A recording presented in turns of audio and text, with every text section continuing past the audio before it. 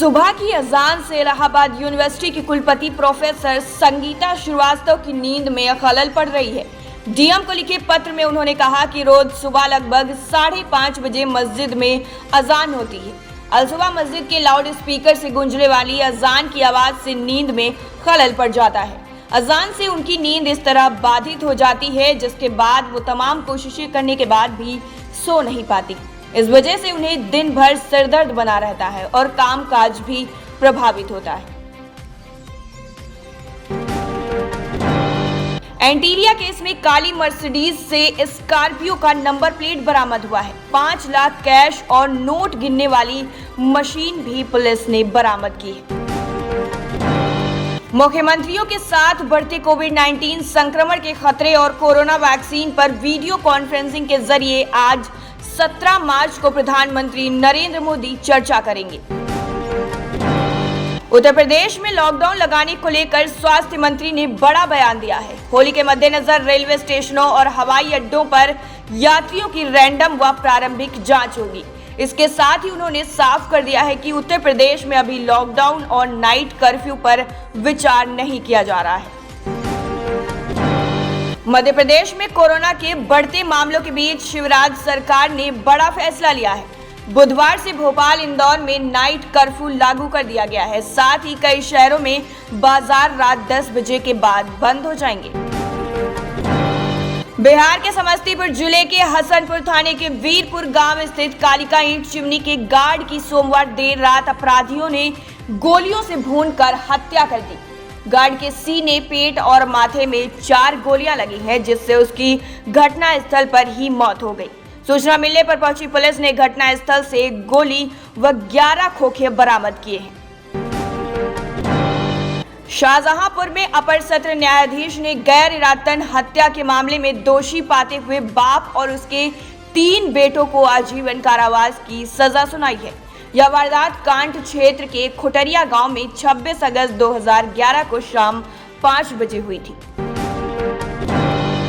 फर्जी दस्तावेजों के साथ यात्रा कर रहे 2 चीनी नागरिकों को सीआईएसएफ के जवानों ने बागडोगरा हवाई अड्डे पर हिरासत में ले लिया। आरोपितों के नाम झांग जून और काई लेंग बताया गया है। सीआईएसएफ ने आरोपितों को बागडोगरा थाना पुलिस के हवाले कर दिया है। शाहजहांपुर में होमगार्ड ने अपने ही अधिकारी पर जबरन तेल मालिश कराने और खाना बनवाने का आरोप लगाया है। आरोप है कि अधिकारी शराब पीने के बाद दुष्कर्म कराने का भी दबाव बनाता है। पीड़ित ने डीजी होमगार्ड को शिकायती पत्र लिख दिया है। महोबा के कस्बा कबरई के विवेक नगर में बारात की तैयारियों के बीच सोमवार की दोपहर लापता हुए दूल्हे का अभी तक कोई सुराग नहीं लग पाया है। पुलिस व परिजन दूल्हे की तलाश में जुटे हुए हैं। आपको बता दें कि 1 वर्ष पहले भी लापता दूल्हे की गोद भराई के बाद शादी टूट चुकी है। देश में मंगलवार को 28,869 कोरोना पॉजिटिव मिले हैं। 17,746 ठीक हो गए हैं और 187 की मौत हो चुकी है। इस तरह एक्टिव केस यानी इलाज करा रहे मरीजों की संख्या में 10,935 की बढ़ोतरी हुई है। नए संक्रमितों का आंकड़ा करीब 3 महीने पीछे चला गया है। जगदलपुर में बाघ के शिकार और उसकी खाल की तस्करी के मामले में एक टीआई समेत 3 आरोपितों की गिरफ्तारी मंगलवार को भी नहीं हो पाई। वन विभाग की टीम इनकी तलाश में छापेमारी कर रही है, पर सफलता हाथ नहीं लग रही। पुलिस ने अफीम बेचने व खरीदने के आरोप में 2 लोगों को काबू करके उनके कब्जे से 150 ग्राम अफीम बरामद की है। आरोपियों की पहचान जोगा सिंह वासी डेरा गुरु तेग बहादुर इस्माइलाबाद व बटबिंद्र उर्फ बुट्टा वासी बहादुरपुर धन्ना थाना जुल्का पटियाला के रूप में हुई है। कोरोना वायरस के बढ़ते प्रकोप का सामना कई राज्य कर रहे हैं, लेकिन देश के ऐसे 19 जिले हैं जहां बीते 10 दिनों में सबसे ज्यादा मामले देखे गए हैं। इनमें से 15 जिले अकेले महाराष्ट्र के हैं।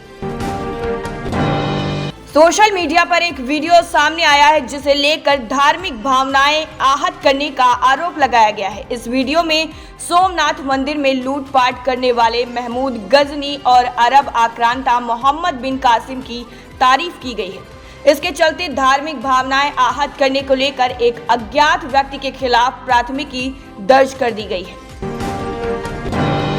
अमेरिका के अटलांटा शहर में 2 मसाज पार्लर और एक उपनगर में एक मसाज पार्लर में गोलीबारी में 8 लोगों की मौत हो गई, जिनमें कई एशियाई महिलाएं भी शामिल हैं।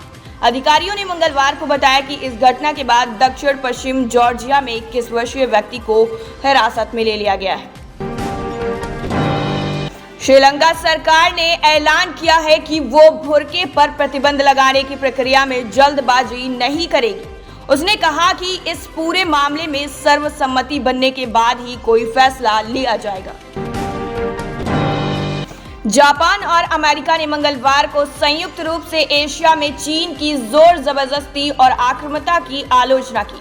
दरअसल राष्ट्रपति जो बाइडेन के सत्ता में आने के बाद दोनों देशों में शीर्ष मंत्रियों के स्तर पर ये पहली बातचीत हुई। बिग बॉस 14 के घर से बाहर आने के बाद राखी सावंत ने अपनी मां की कुछ फोटोज फैंस के साथ शेयर की थी, जिसमें उनकी मां बहुत ज्यादा बीमार नजर आ रही थी। आपको बता दें कि राखी की मां का मुंबई के एक अस्पताल में कैंसर का इलाज चल रहा है।